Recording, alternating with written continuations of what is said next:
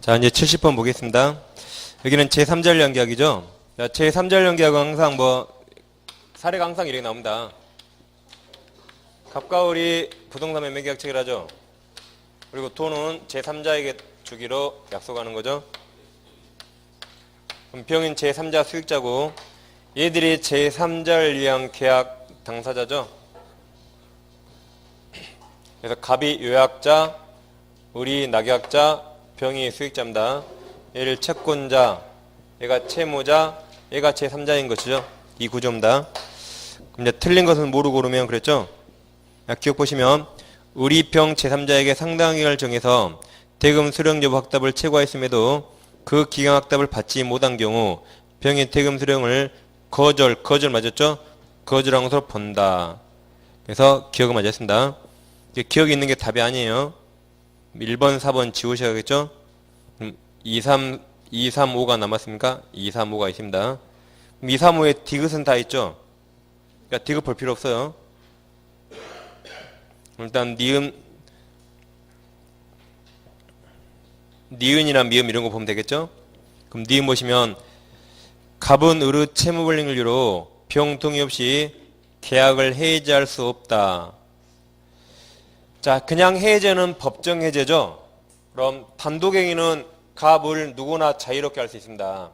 합의로 뭘 못하는 거죠. 그래서 그냥 해제는 단독행위라 해지 다 할 수 있어요. 얘 동의 필요 없습니다.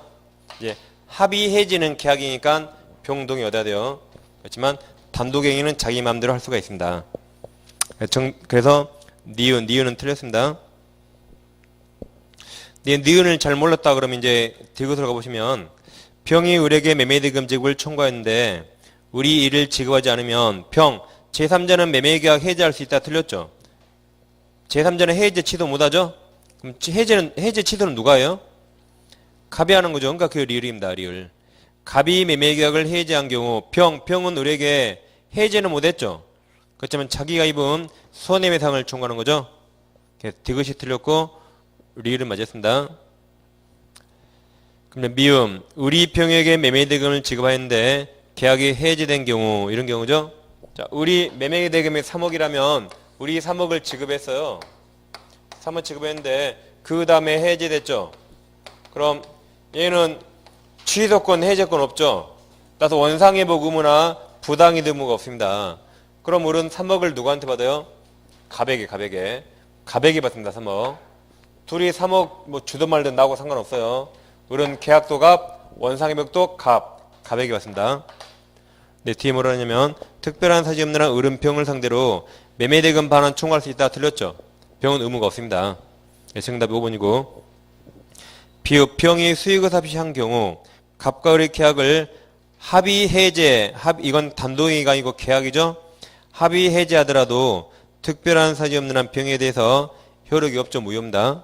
그래서 니은의 해제와 비읍의 합의 해제 잘 비교하셔야 돼요. 그래서 5번인 정답입니다. 다음 71번 계약 해제 설명 옳은 거죠. 1번 부수적 채무 불이행을 이유로 계약 해제할 수 없다죠. 2번 계약자 합의 해제 나왔죠. 그럼 뭐든지 합의되래요. 합의된 경우에 당사자방이 상대방의 손해배상하기로 하는 등 특별한 사실이 없는 한 채무 불이행을 이유로 한 손해배상 청구할 수 없죠. 뭐든지 합의대로. 합의가 없는 한, 특별한 사실이 없는 한 손해배상 X, 이자 가할 의무도 없습니다. 2번이 정답이죠. 자, 3번은 이행 지체를 이유로 해제할 때는 상당한 기간을 정해서 최고해야 돼요. 만약에 상당한 기간이 7일이라면 7일 이렇게 가정하는 겁니다. 어떤 사람이 기간을 정하지 않거나 상당하지 않은 기간을 정해서 최고했다. 그러더라도 일단 최고로서 효력은 있죠. 최고로서 효력은 있지만 단 상당한 기간 지난 다음에 해제할 수 있습니다. 그래서 기간을 정하지 않거나 상당하지 않은 기간 최고도 일단 효력이 있어요. 자, 3번 상당한 기간을 정하지 않는 이행처고는 무효. 틀렸죠? 상관없습니다. 3번 매매계약 성립 후 계약 성립 후 매매 목적물에 가압류가 되었다는 사유만으로 매수인은 매도인의 계약 위반을 이유로 계약을 해지할 수 있다. 틀렸죠? 잔금 줄 때까지 가압류 없애면 돼요.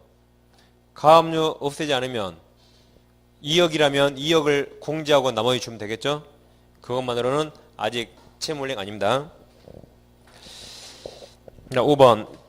계약 당사자 일방이 상대방에게 일정한 기간을 정했죠? 정해서 그 기간 내에 이행이 없을 때, 즉 약속 안 지키면 그 말이죠.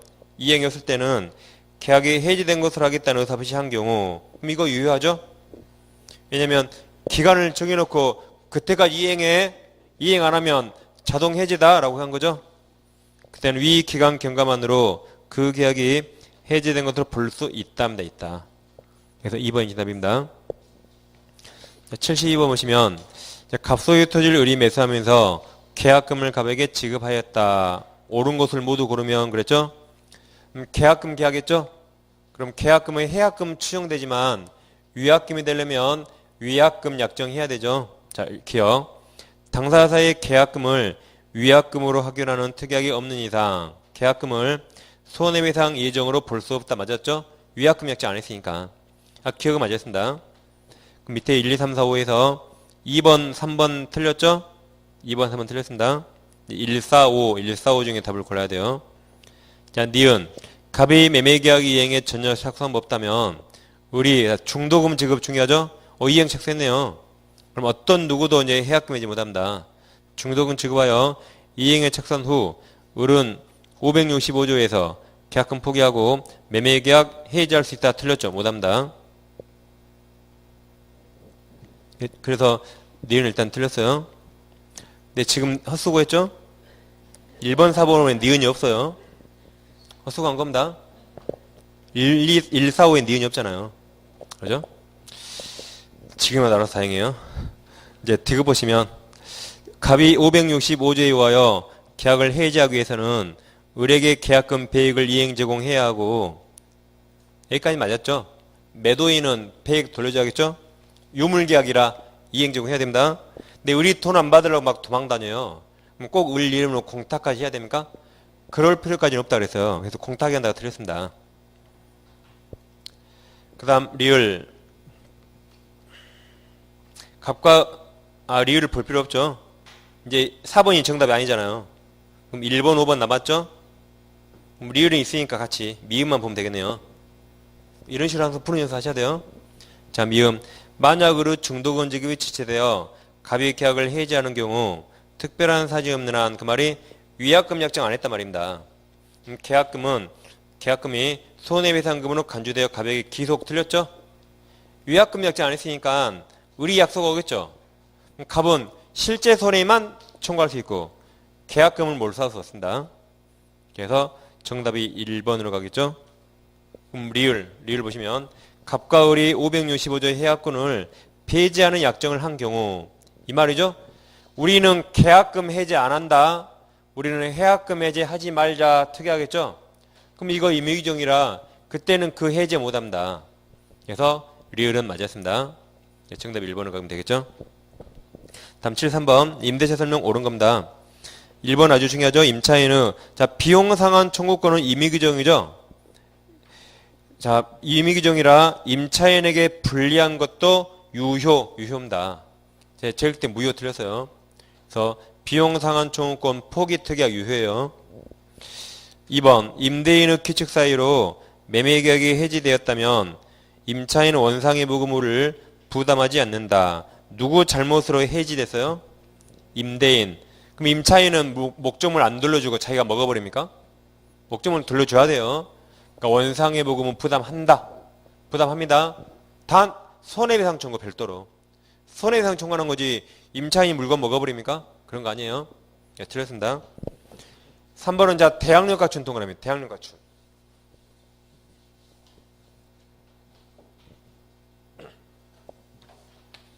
자 갑토지를 을과 임대차 했죠. 토지 임대차. 그럼 을 임차권 대항력 있어졌어요? 원칙 대항력 없죠. 근데 우리 건물을 짓고 이 건물에 보전 등기하면 그러면 이 임대차가 이 토지 임대차가 대항력이 생깁니다.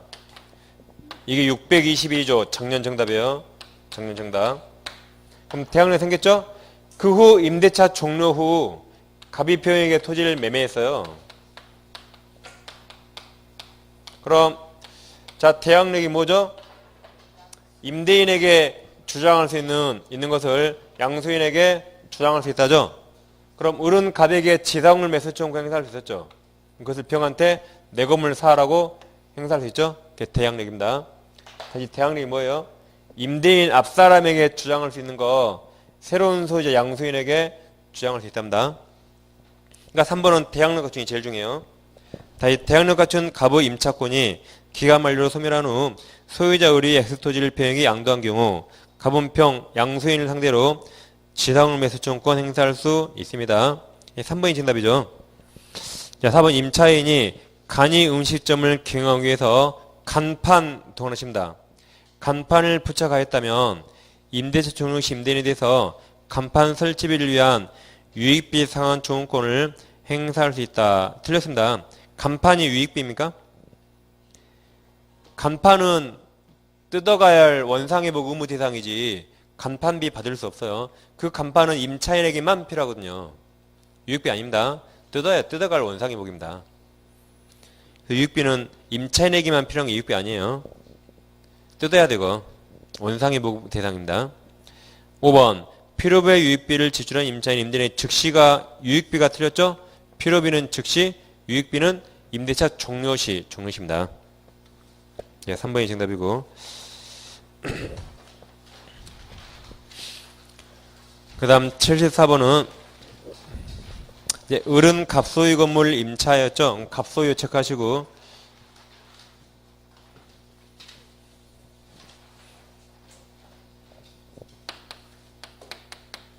갑소유에 그 부동산이 있다면 을이 임대차였죠.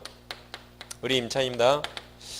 자 이제 틀린 겁니까? 자 1번 을이 임차권을 병에게 양도한 경우 을과 병의 임차권 양도는 갑 동의가 없더라도 유효죠. 유효. 을이 병에게 갑 동의 없이 무단 양도 전대했다. 무단으로 양도하면 둘간의 유효예요. 둘간 유효입니다. 그럼 누가 목적물을 점유해야 돼요? 병이 점유, 전차인이 점유해야 돼요. 양수인이, 임차권 양수인이. 단 이 점유는 갑에게는 불법입니다. 갑동이 없으니까. 그래도 둘간은 일단 유효입니다. 일단. 그래도 1번이 바로 정답이죠. 임대인 동의 없더라도 일단 유효입니다.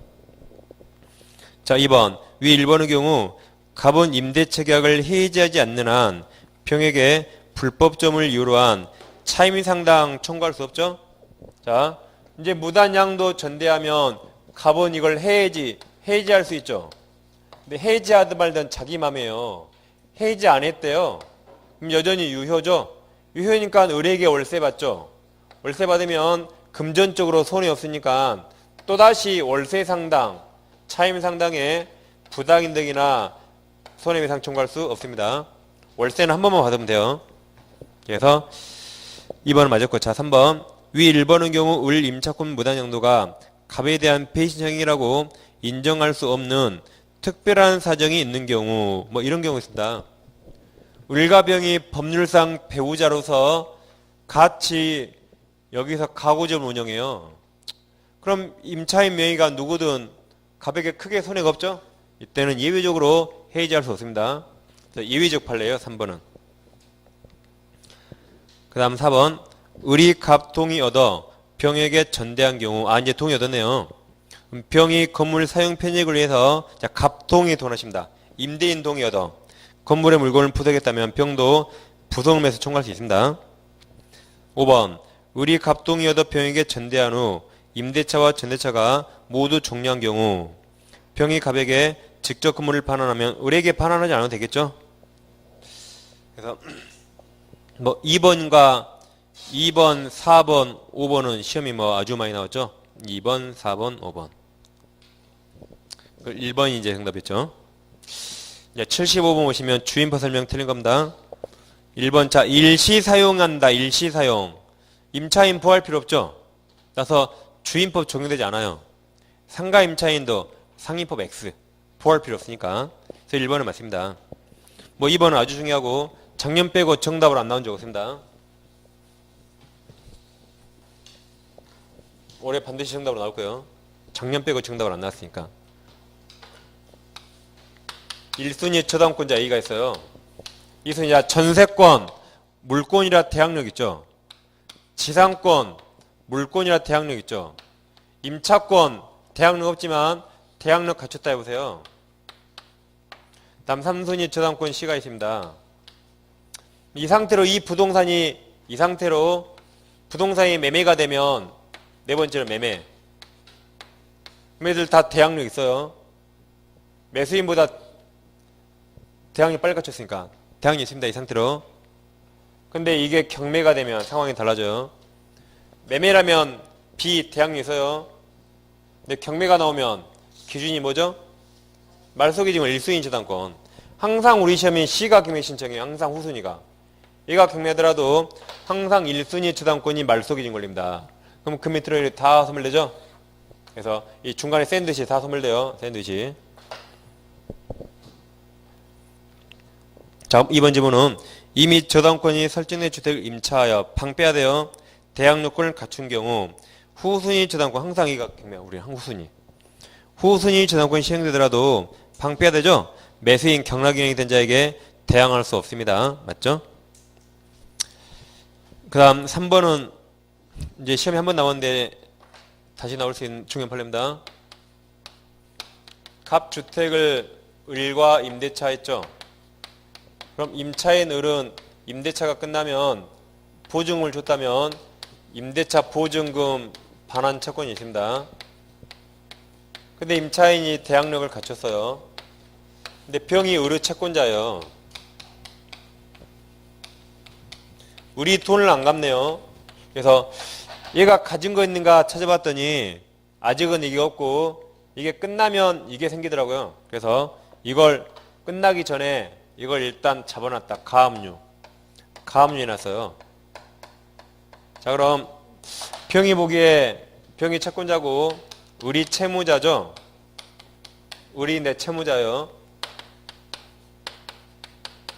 그럼 이 채권에 관한 한 갑과 을 중에 누가 채무자요? 갑과 을끼리 누가 채무자요? 갑이 채무자죠. 다시 채권에 관한 한 을이 채권자, 갑이 채무자요. 채무자. 그럼 병이 보기에 갑은 내 채무자의 채무자입니다. 다시 병이 보기에 갑은 내 채무자의 채무자요. 그 자리를 뭐라 부르죠? 제3채무자랍니다. 제3채무자. 제3취득자 아닙니다. 제3취득자는 누구예요? 칠판에서? 칠판에 사람 6명 나오네요. 누가 제3취득자예요? 제3취득자. 지금 칠판에 사람 6명 있어요. 여기. A, B, C 갑을병. 오지산다로 줄일까요? 병 빼고 오지산다. 누가 제3취득자예요? B 제3취득자. 저당부동산에 용의권 측에서 경매 나오면 싹 짐 싸 쫓겨날 불쌍한 사람 제3취득자. 얘가 제3취득자예요. 얘는 누구예요? 제3채무자. 그러니까 원래 제3채무자는 우리 시험 범위가 아니 원래. 근데 시험에 나왔어 이 용어가 옛날에 21회 때. 그래서 이제 이 상태에서 주택을 매매가 됐죠. 정의 등기하면 소유권 취득했습니까? 그럼 대항력이 뭐죠? 여기 양도에서 대항력이란 양수인이 양도인지를 승계하는 게 대항력입니다. 다시 대항력이 뭐예요? 양수인이 양도인지를 승계한다. 따라서 정은 제3채무자 지위를 승계합니다. 그럼 이제 병 가압류 채권자 병은 누구한테 가압류 채권 행사해야 돼요? 정에게 행사하고 더 이상 갑에게는 가압류 채권 행사할 수 없습니다. 갑주의를 다 정의받았기 때문에. 그래서 3번 주임법상 대항력 갖춘 임차인의 보증금 반환 채권이 가압류된 상태에서 주택이 양도된 경우 양수인이 정이죠? 양수인 정은 채권 가압류 제3채무지를 우리 시험에 승계한다라고 옛날에 맞게 나왔어요. 승계하지 않는다 틀렸죠? 승계합니다. 다음 4번 대항력 갖춘 임차권이 있는 주택이 양도되어 양수인 돌아가십니다. 양수인에게 임대인지가 승계된 경우 원칙 양도인의 임차 보증금 반환 채무는 소멸하죠. 양수인이 보증금 내줘요. 단 5번 예외. 위 사의 경우에 즉 대항력 같은 경우에 임차인이 임차유태 양도세 안 때로부터 상당한 기간 내에 자 도난칩니다. 이의제기 동원하세요.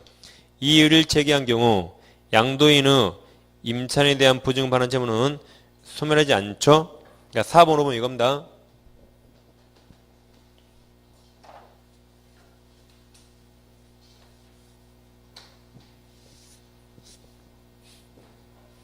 자, 임차인이 대항력 갖췄다면 나갈 때 새로운 소유자에게 보증금 받는 거죠. 새로운 소유자. 그게 원칙입니다. 대항력 있을 때 나갈 때 누구한테 보증금 받아요? 새로운 양수인에게. 단 임대인이 바뀌는 걸 원치 않아서 이의를 제기하면 그때는 양도인이 보증금 주는 거죠. 그래서 4번이 원칙, 5번이 예외입니다. 이의 제기. 네, 3번이 정답입니다. 다음 76번은 주인법 설명 틀린 거고 1번은 뭐 법조문 써놨고 그대로 시험에 가끔 잘 나옵니다. 자 1번 임대차 기간이 종료된 경우라도 임차인이 보증금 반환할 때까지 임대차는 계속 존속됩니다. 2번 존법인 사무실로 상대 건물에 근저당권이 설치된 후 그 건물이 자 주거용 건물을 도난하십니다. 주거용 건물로 용도 변경대위를 임차 동그라미. 그럼 주택 임차라고 도난쳤죠? 주택 임차한 소액 임차인은 주인법 보호되죠? 특별한 사실이 없는 한 보증금 중 일정액을 그 상각 근저당권자다 우선이 최우선이죠? 최우선에서 변제받을 수 있답니다. 없다 틀렸죠? 3번 임차인은 배우자, 자녀, 주민으로 다 포함되죠? 누가 제일 먼저 하는가 상관없습니다. 다음 4번은 임대차 그 다음에 성립 당시 동일하십니다. 그러니까 주인법, 상위법 똑같다 그랬죠? 주인법, 상위법은 모두 보증금도 대지가액 포함, 최우선 면제도 대지가액 포함 다 똑같았습니다. 이제 그래서 나온 판례죠. 자, 갑소유 토지와 갑소유 주택이 있습니다. 여길 우리 임대차 했죠? 우리 우선 면제나 최우선 면제 요건을 갖췄어요. 그 다음에 이 대지가 경매되면 우리는 대지 포함이니까 대지 대가에 우선 면제, 최우선 면제권 다 행사할 수 있습니다. 법에 대지 포함 써 있었으니까. 근데 만약에 임대할 당시 동의인 소유였거든요. 그 후 갑입형에게 토지를 팔았어요. 세 번째. 그래서 임대인이 아니라 제3자 소유 토지가 경매 나와도 당연히 우선 면제 행사할 수 있습니다. 왜냐면 임대차 할 당시 동일 소유였죠. 그 후 이렇게 파는 걸 우리 막을 수가 없어요. 그래도 이 사람 토지에 우선 면제 받을 수 있습니다. 그래서 4번은 임대차 성립 당시 돈하셨죠? 성립 당시 임대인 소유했던 대지가 타인에게 양도되어 임차주택과 대지 소유자가 현재 병이죠? 달라진 경우 임차인은 대지죠? 대지 환가대금에 우선 면제 행사할 수 있습니다. 5번은 처음 임대차 계약 체결할 당시에는 소액 임차인에 해당하지 않았지만 그 후 보증금을 정당하게 감액할 수 있죠? 그때는 소액이 될 수가 있습니다. 통정허위 표시가 아니라면 소액돼요. 그래서 5번은 맞는 말이고 2번이 정답이었습니다. 자, 77번은 상인법 설명 옳지 않은 겁니다. 자, 1번은 이제 21회 때 한번 시험에 나왔죠? 자, 상가 일부 임대차. 상가 일부를 임대차예요. 그럼 대항력 갖추려면 사업자 등록 신청해야 되죠? 그럼 원칙은 이 일부를 표시한 도면을 첨부해야 돼요. 도면을 첨부해야만 대항력이 생깁니다. 단 예외적으로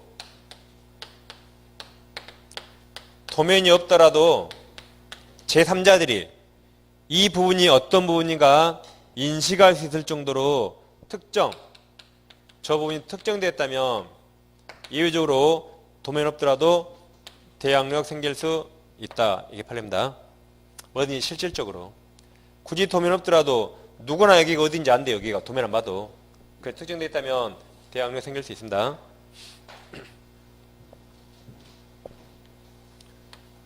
이거랑 비교하실 게 이거 주의하시라 했죠? 용의권. 모든 용의권이에요. 모든 용의권. 용의권 설정할 때는 반드시 목적물 범위 표시해야 돼요.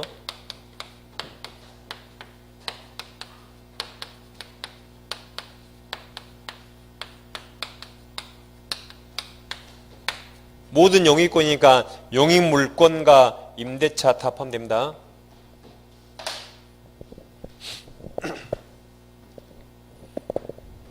그러니까 상가 전부를 임대차예요. 상가 전부를 임대차한다. 그럼 목적물 범위 표시해야 하네요. 상가 전부를 임대차예요. 목적물 범위 표시 안 해요? 표시하라니까요. 표시해야 돼요. 1층 전부를 임대차하면 1층 전부라고 표시해야 돼요. 1층 전부라고. 단 도면을 첨부 안 해요. 1층 전부니까. 다시 1층 전부라고 표시해야 돼요. 단 도면 첨부할 필요 없습니다. 1층 누구니 다 하니까 누구나. 일부라면 2층 일부라면 2층 일부라고 표시해야 돼요. 그리고 도면을 첨부하는 겁니다. 다 2층 일부라면 2층 일부라고 표시해야 돼요. 그리고 여기 도면 첨부해야 되고 2층 전부라면 2층 전부 쓰고 도면 첨부할 필요 없어요. 아시겠죠? 이건 공시법이에요. 이건 공시법. 상인법. 혹시 헛갈릴까봐. 저 때문에 괜히 헛갈리셔서. 저는 헛갈리지 말라고 비교해드린 건데. 공시법 이거 안 하셨어요? 아니, 여러분 자주 헛갈리시길래 제가 헛갈리지 마시라고. 겁니다. 같이 비교하시면 돼요. 혼동되지 않죠? 1층 전부라고 표시하고 도면 첨부 안 해요. 1층 일부라면 1층 일부 표시하고 그 일부가 어딘가 도면을 첨부하는 거죠. 자, 7질문 1번. 상가 건물 일부분을 임차한 사업자가 사업자 등록 시 임차 부분을 표시한 도면을 첨부하지 않았다면 그 사업자 등록은 제3자 된 공개에서 유효한 임대차의 공시범으로 인정될 여지가 없다가 틀렸죠. 이렇게 예외적으로 인정될 여지가 있어요. 이렇게 예외적으로 여지가 없다가 틀린 겁니다. 이제 동그라미 2번은 이제 계약갱신 거절 사유 외우셨죠? 계약갱유권 거절 사유 타고난 대처리. 자, 2번 보시면 임대인이 가로 쳐보세요. 가로. 임대차 계약 체결 당시 공사 시기 및 소유 견해를 포함한 철거 또는 재건축 계획을 임차인의 구체적으로 고지하고 그 계획에 따르는 사유로 이렇게 가르칩니다. 네, 가르쳤죠? 목적 건물 전무 또는 대처리 대부분을 철거하거나 재건축하기 위하여 목적 건물 점유를 회복할 필요가 있는 경우에는 임차인의 계약 요구를 거절할 수 있다 해서 맞았어요. 그래서 우리가 타고난 대처리 외웠죠? 그 타고난의 고지의 고입니다. 3번은 뭐든지 형식이 중요해요? 실질이 중요해요? 실질. 자, 3번은 이겁니다. 시간치로 제일 먼저 임차인이 계약갱신 요구권을 행사했어요. 임차인이 5년간 장사한다고 계약갱신 요구권을 행사했다.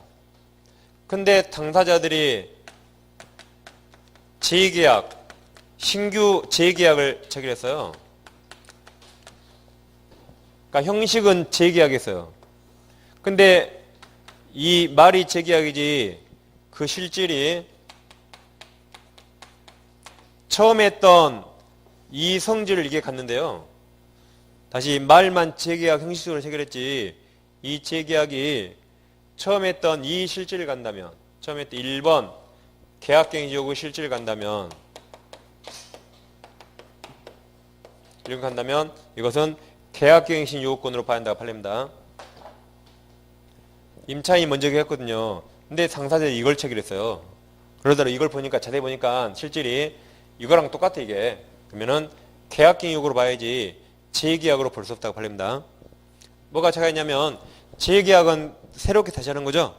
그럼 계약갱신 요구하면 보증금 9% 초과해서 올릴 수 없죠. 근데 재계약 체결하면 100% 200% 올릴 수 있어요. 실험 나가면 되니까. 그래서 9% 초과할 수 없다 판례입니다. 그럼 이제 3번 임차인이 계약갱신 요구권을 행사한 이후 이렇게 행사했죠. 이게 그 다음 임차인과 임대인이 종전 임대차 계약이 만료될 무렵 신규 임대차 계약 형식 이제 이렇게 신규 임대차 다시 재계약했어요. 신규로 재계약 형식을 취한 경우에도 그것이 계약갱신 요구 행사에 따른 갱신 후 실질 동원하십니다. 실질 간다고 평가되는 한 이게 말에 형식적으로 했지 이거하고 실질이 똑같아요. 그때는 이를 두고 종전 임대차에 대한 재계약으로 볼 것이 아닙니다. 다음 4번은 가로쳐 보세요. 임차인의 계약갱신 요구권에 관해서 전체 임대차 기간을 5년으로 제한하는 규정 가로치시고 두 번째 가로 임대차의 법정갱신 가로칩니다. 그럼 앞가로는 계약갱신 요구권 5년까지 뒷가로는 법정갱신 두 개는 전혀 달라요. 전혀 다르니까 따로따로 판단하겠죠? 그럼 전혀 다르니까 앞가로는 뒷가로에 적용된다요 안 된다요? 전혀 다르니까 앞가로는 뒷가로에 적용되지 않는다의 말씀입니다. 자, 상가 임대차를 2년간 했어요. 여기서부터 여기까지 2년 임대차 했다.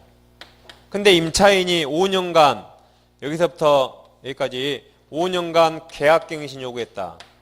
그럼 계약갱신 요구는 5년까지밖에 못하죠? 그럼 이때 임대차가 끝나요.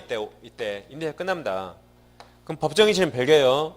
이때 임대차가 끝난다면 임대인은 끝나기 6개월 전부터 1개월 전까지 임대인은 기간 끝나기 6개월 전부터 1개월 전까지 나가라고 했어야 돼요. 그 말 안 하면 1년 법정갱신 돼버립니다. 1년. 또 이때 나가 안 하면 또 1년 법정갱신 돼요. 또 나가 안 하면 또 1년 법정갱신 됩니다. 그래서 법정갱신은 10년, 20년 무조건 돼요. 계약갱신 요구는 딱 5년까지만. 그럼 자, 5년을 법정갱신에 적용한다라고 한다면 더 이상 갱신 안 돼요. 근데 이 5년을 법정갱신에 5년을 적용하지 않으니까 5년 초과해서 계속 갱신 되는 겁니다. 그래서 앞가로는 뒷가로에 적용되지 않는다 해서 맞았어요. 자, 5번. 서울에서는 4억 이하만 상인법 적용되죠. 4억을 초과하면 상인법 적용되지 않아요. 그러더라도 보증금에 관계없이 상인법 적용되는 게 있죠. 다시 보증금을 초과하더라도 초과하는 임대차에도 상인법 규정에 적용되는 게 4가지가 있어요. 첫째, 대항력. 둘째, 계약갱신 요구권. 5년까지 하는 거. 셋째, 권리금 규정들. 권리금 보호. 네 번째, 차임연체 3기. 3기 연체할 때 해지할 수 있다. 그죠? 이 4가지는 보증금을 초과해서 상인법이 적용되지 않더라도 이 4가지는 적용되는 겁니다. 이것도 딱 외워버리세요. 뭐가 나올지 모르니까.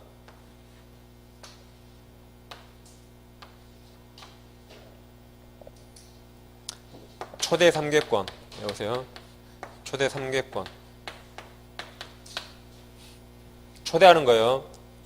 삼계탕이 아니라 3개권이에요. 초대 3개권 그래 외우세요. 초대 3개권. 삼계탕이 아니라 3개권이야. 3개권. 초대 3개권. 초과해도 대항력 3기 계약갱신 요구 권리금 적용된다라고 외우시면 되겠습니다. 77번은 1번이 답입니다.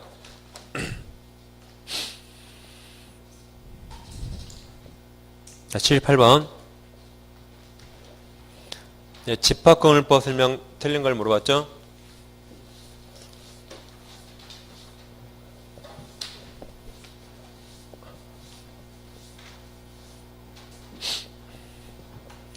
자, 1번. 관리단이 뭐죠? 관리단? 아파트라면 동대표 회의, 입주자 대표회 그런 겁니다. 다시 관리단은 구분 소유 관계가 성립하는 건물이 있는 경우 특별한 조직행위가 없어도 당연히 구분 소유자 전원을 구성원으로 성립하는 단체에 맞습니다. 그러니까 우리 아파트는 동대표 회의를 해본 적 없대요. 우리 아파트는. 그래도 동대표 회의는 존재하는 겁니다. 눈에 안 보이게 존재해요. 한 번도 안 했더라도 당연히 존재합니다. 2번 주거용 집합 건물 철거하고 상가용 집합 건물 신축하기로 재건축 허용되죠. 3번 전유 부분에 관해 설정된 저당권 여력은 특별한 사실이 없는 한 그 전유 부분 소유자가 사후든 사전이든 종된 권리 다 미치죠. 사후에 취득한 대의사용권에 미친다라고 이것도 시험에 아주 많이 나왔죠. 5번 공용부분 관리 연체료는 특별 승계에게 승계되지 않죠. 자, 5번은 공용 부분의 지분은 전유 부분과 절대 분리 처분 못합니다. 대지 사용권은 분리 처분 못하지만 예외적으로 규약으로만 가능하죠. 그래서 5번은 맞았습니다. 네, 3번이 답이죠. 자, 79번은 이제 가등기 담보법 줄여서 가담법 설명 틀린 겁니다.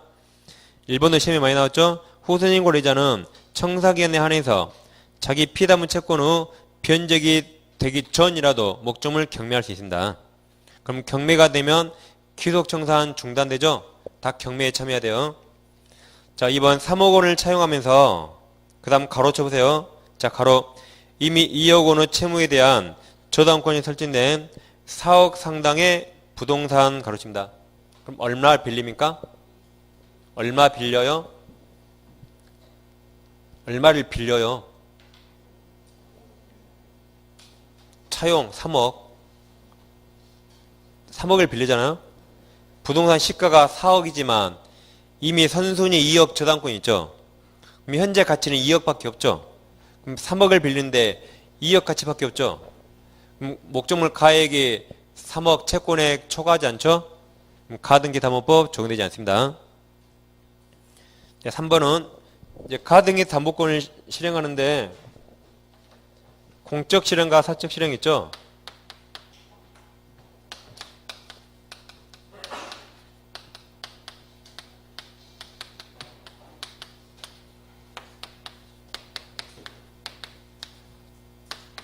공적 실행이 뭐 하는 거죠? 경매하는 거죠, 경매. 가등기 담보는 저당권하고 똑같다 그랬어요. 저당권 경매할 수 있죠? 여기도 경매권 있습니다. 사적 실행이 귀속청산과 처분청산이 있죠?